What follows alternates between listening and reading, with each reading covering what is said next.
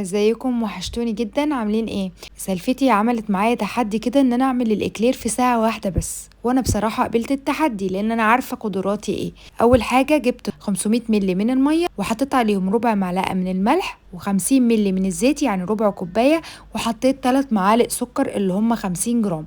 برفعهم على النار وبجهز معايا 200 جرام من الزبدة، بس بكون مقطعاها مكعبات عشان اسهل انها تسيح بسرعة. واول ما الخليط بيغلي ببتدي ان انا اقلبه كويس جدا جدا، وانزل ب 500 جرام من الدقيق اللي هم 3 كوبايات ونص. بس يفضل ان انتوا تستخدموا ميزان عشان تقدروا تظبطوا الوصفه كويس. وبتقلبي العجينه بالويسك بالشكل اللي انتوا شايفينه ده علشان الدقيق يختفي تماما ويبقى عباره عن عجينه، والعجينه تستوي لمده 3 او 4 دقائق مع التقليب المستمر زي ما انتوا شايفين كده. بقلبها كويس قوي. دي تسويه العجينه، دي لازم تكون العجينه متقلبه كويس جدا جدا وعلى نار واطيه خالص وانتي بتقلبي. المهم ان احنا نسيبها تبرد تماما تماما تماما، وبعد كده بنجهز من 9 ل 10 بيضات. انا هنا استخدمت بيض كبير حجمه كبير قوي، فاستخدمت بس 9، وطبعا بنحطهم بالتدريج. اول مره حطيت 3 بيضات او 4 بيضات، بعد كده بدات احط واحده بواحده. وطبعا ما ننساش ان احنا نحط فانيليا، ويفضل تستخدمي فانيليا سائله لانها بتدي نتيجه حلوه جدا، لان طبعا انتوا عارفين ان الاكلير بيحتاج بيض كتير، فالبيض الكتير ده بيبقى عرضه للزفاره، فالفانيليا السائله بتعمل معاه الواجب قوي يعني، وبتبقى حلوه قوي. بتقلبي بقى العجينه تدريجيا كده لحد ما البيض يختفي، يعني بيضه تختفي تحطي التانية وهكذا.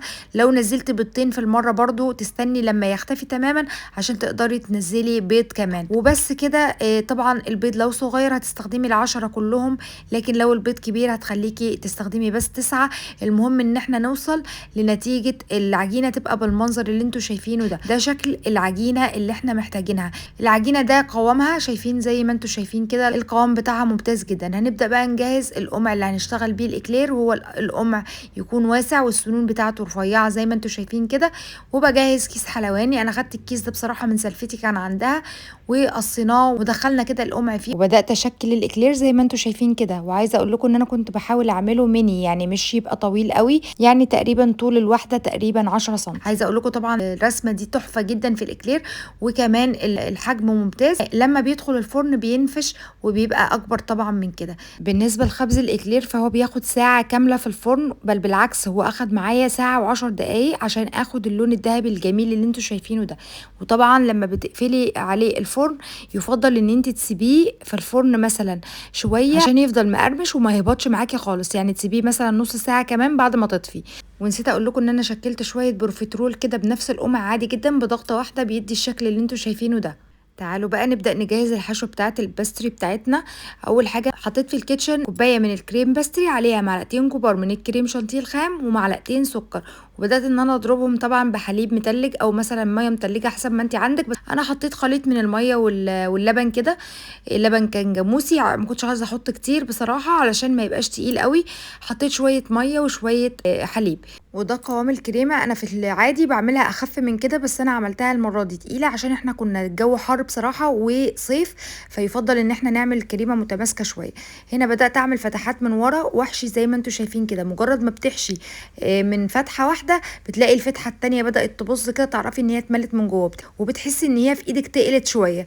تمام، بدات احشي بالشكل اللي انتم شايفينه ده. عملت فتحتين كده من الجنبين، وممكن تعملي 3، وممكن هنا في البروفيترول بتعملي واحده بس لحد ما تبظ كده الكريمه، تبظ كده تبقى باظظ خالص يعني.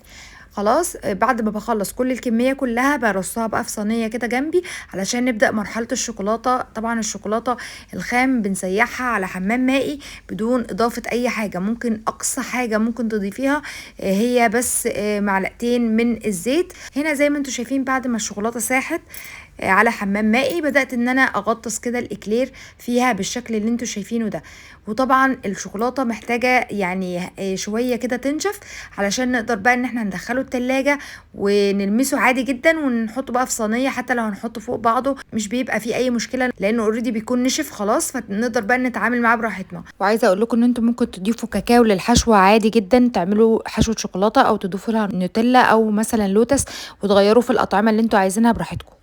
وزي ما انتوا شايفين كده عملت له خطوط بالشوكولاته البيضاء علشان خاطر يدي شكل حلو كده ويبقى مبهج، ودي امكانيات اللي كانت موجوده بصراحه، ما كانش عندي اكتر من كده.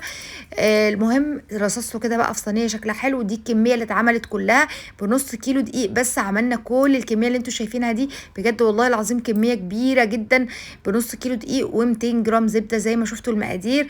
الموضوع سهل جدا وبسيط وسريع، لازم تجربوه يا جماعه. اتمنى ان الفيديو يكون عجبكم، ما تنسوش تعملوا لايك وشير الفيديو. كنت معاكم زينب زياد.